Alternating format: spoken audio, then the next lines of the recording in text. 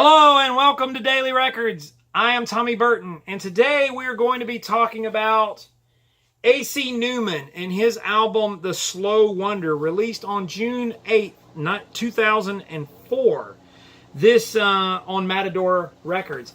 A.C. Newman is also known as Carl Newman of the New Pornographers, who I've talked about on this channel before. This is his solo album, his debut solo album.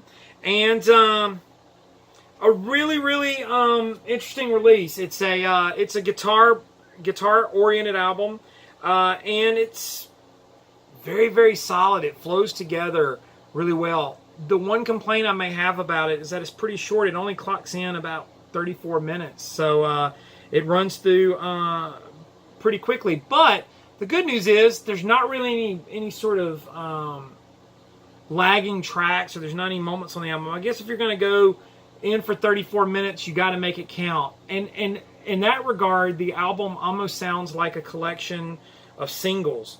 Now, a few of the standout tracks, there's a little power pop song, the opening track, Miracle Drug.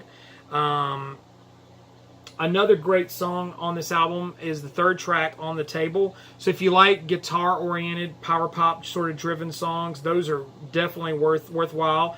Now there is like a song like Secretarial, has more of a new wave kind of feel to it. You know, if there's anything maybe, and a problem with a lot of these indie rock albums from this period in the mid-2000s, which was sort of the explosion of what was called indie rock, which I find, like any description, is kind of a bogus term. It may have a little bit of a demo feel. The songs aren't quite as fleshed out as maybe the stuff you heard if you're familiar with the New Pornographers or anything like that.